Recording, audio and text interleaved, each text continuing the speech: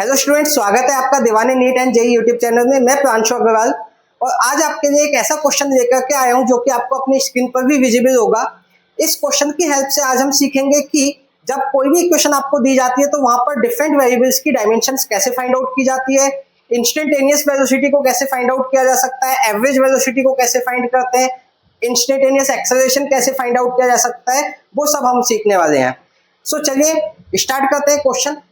तो अगर मैं क्वेश्चन की बात करूं तो क्वेश्चन में मुझे एक इक्वेशन दी गई है x equal to a t cube plus b t square plus c t plus d, और यहाँ पर मुझे कहा गया है कि ए बी सी डी की डायमेंशंस फाइंड आउट कीजिए। फर्स्ट पार्ट में मुझसे कहा जा रहा है कि आपको ए बी सी डी जो दिखाई दे रहे हैं इनकी डायमेंशंस बतानी है। तो डायमेंशंस किसी भी इक्वेशन में कैसे बता सकते हैं? By using principle of homogeneity. Principle of homogeneity क्या कहता है कि दी हुई इक्वेशन में जितनी भी टर्म्स है, चाहे वो एलएचएस में है चाहे वो आरएचएस में है, सभी की डायमेंशंस इक्वल होंगी। तो अगर मैं बात करूं तो एलएचएस में मेरे पास एक ही टर्म है जबकि आरएचएस में मेरे पास 4 टर्म्स हैं। हर एक टर्म की डायमेंशन इक्वल होगी। एलएचएस की जो टर्म्स है वो x है और x रिप्रेजेंट कर रहा है पोजीशन को। क्वेश्चन में बताया गया है कि x क्या है, पोजीशन को रिप्रेजेंट कर रहा है। ठीक है, तो अगर मैं कहूं बाय प्रिंसिपल ऑफ होमोजेनिटी कि dimension of x equals to dimensions of A t cube होगा तो कोई प्रॉब्लम? अगर मैं कहूं x यानी कि पोजीशन, और पोजीशन की डायमेंशन क्या होती है? l। a की डायमेंशन मुझे पता करनी है, क्या बचा? t cube. t की डायमेंशन क्या होती है? t क्या है यहाँ पर? टाइम है, तो टाइम की डायमेंशन क्या होगी? t रहेगी। तो t क्यूब का डायमेंशन क्या हो जाएगा? t की पावर 3। तो अगर मैं यहाँ पर t को दूसरी तरफ ट्रांसफर कर दूं तो a की डायमेंशन मुझे क्या मिलेगी? l t minus 3। इधर आकर के t की पावर -3 हो जाएगी। बताइए a की डायमेंशन मिली या नहीं मिली? वैसे ही अगर मैं कहूं b की डायमेंशन फाइंड आउट करने के लिए तो क्या होगा? b वाली जो टर्म है बी टी स्क्वायर, उसकी डायमेंशन भी इसके इक्वल होगी। मीन्स की dimension of x equal to dimension of b t square. तो x की डायमेंशन क्या होगी? l, और b की डायमेंशन मुझे फाइंड आउट करनी है।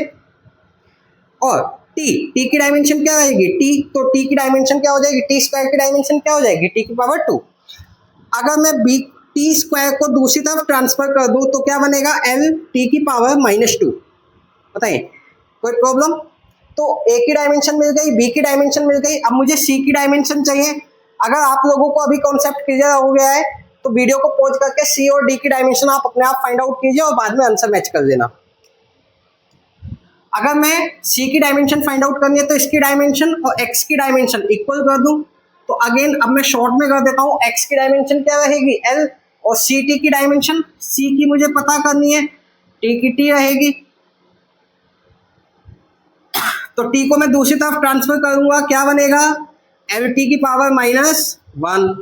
अब बचा d, d की डायमेंशन, ये वाली टर्म की डायमेंशन इस वाली टर्म के इक्वल होगी, यानी कि dimension of x equal to dimension of d। तो d की डायमेंशन किसके इक्वल हो जाएगी? x के, और x की डायमेंशन क्या है? l। तो मुझे चारों वेरिएबल्स की डायमेंशन यहाँ पर मिल गई है।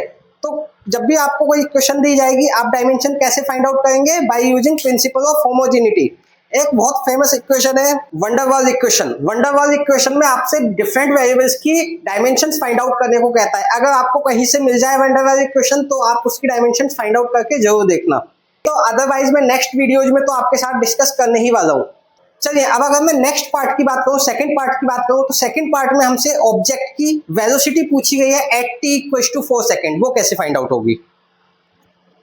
अब अगर मैं सेकंड पार्ट की बात करता हूँ तो सेकंड पार्ट में मुझे कहा गया है कि find the velocity of the particle at t equal to 4 second. 4 second पर हमसे पार्टिकल की वेलोसिटी पूछी है। अब यहाँ पर ध्यान देने वाली बात है, एक वर्ड यूज किया है एट। एट का मतलब है बिल्कुल पर्टिकुलर 4 सेकंड पर आपको वेलोसिटी बतानी है, और इसी टाइप की वेलोसिटी को हम इंस्टेंटेनियस वेलोसिटी कहते हैं।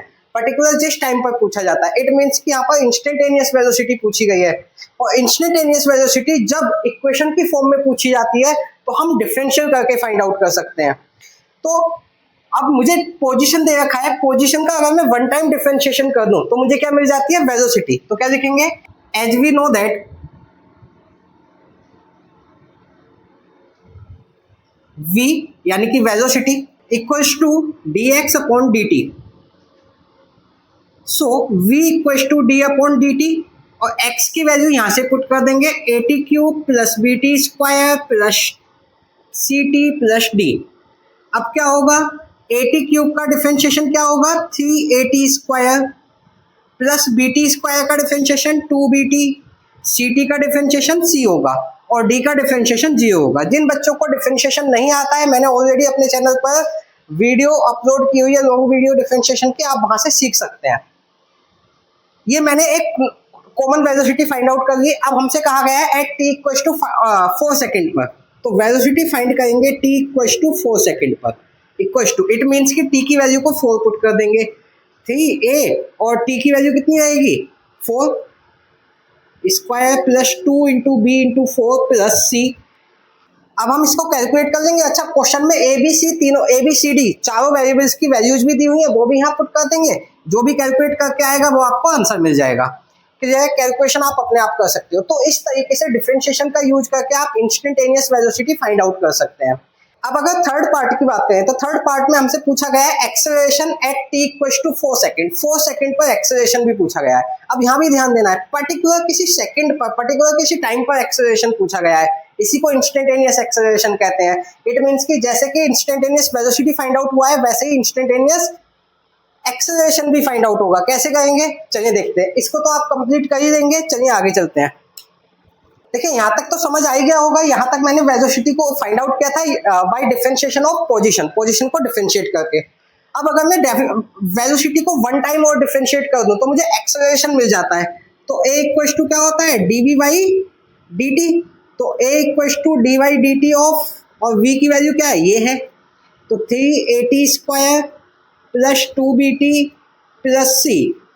जीरो मैंने नहीं लिखा है, ठीक है, जीरो की कोई जरूरत ही नहीं है। 3a स्क्वायर का डिफरेंशिएशन करेंगे, कितना बनेगा 6a प्लस 2bt का डिफरेंशिएशन करेंगे, कितना बनेगा 2b। अब ये एक्सेलरेशन की कॉमन एक्सप्रेशन आ गई। इसमें आप a b और टाइम की वैल्यू को 4 पुट करके, a b की वैल्यू जो क्वेश्चन में गिवन है और टाइम की वैल्यू को 4 पुट करके अपना एक्सेलरेशन की वैल्यू फाइंड आउट कर सकते हैं। इसके बाद अगर मैं बात करूं तो फोर्थ पार्ट में मुझसे कहा गया है find the average velocity between time equal to 0 to time equal to 4 second. मतलब 0 से 4 सेकेंड के बीच में एवरेज वेलोसिटी फाइंड आउट करनी है। तो देखते हैं इस टाइप की एक्सप्रेशन का यूज करके एवरेज वेलोसिटी कैसे फाइंड आउट की जाती है। तो यहाँ पर हमसे एवरेज वेलोसिटी पूछी गई है t इक्वल टू 0 से t इक्वल टू 4 सेकेंड के बीच में। तो जब भी एवरेज वेलोसिटी पूछेगा तो आपको करना क्या है, सबसे पहले दिए हुए टाइम पर, जो सबसे पहला टाइम है उस पर पोजीशन फाइंड आउट कर लो, दूसरे वाले टाइम पर पोजीशन फाइंड आउट कर लो, और दोनों को डिवाइड कर देना। डिवाइड मतलब net position divided by time को। चलिए देखते हैं कैसे करेंगे। तो सबसे पहले मुझसे कहा गया है 0 से 4 सेकेंड के बीच में, तो मैं पोजीशन फाइंड आउट कर लूंगा एट t इक्वल टू 0 पर, यानी कि x कब, एट t इक्वल टू 0 पर। तो इसलिए इस एक्सप्रेशन में मैं t की वैल्यू को क्या पुट कर दूंगा, 0। तो a इंटू 0 का क्यूब प्लस b इंटू 0 का square plus c into 0 plus d। तो x at t equal to 0 जो मुझे मिलेगा वो मिलेगा d। ठीक है, ये तीनों टर्म्स तो 0 हो जाएंगी। इसके बाद मैं पोजीशन फाइंड आउट करूंगा t इक्वल टू 4 सेकेंड पर। तो x at t equal to 4 second कितना मिलेगा, a इंटू 4 का क्यूब प्लस b इंटू 4 का square plus c into 4 plus d। अगर मैं देखूं तो 4 का cube 64a plus 16b plus 4c plus d।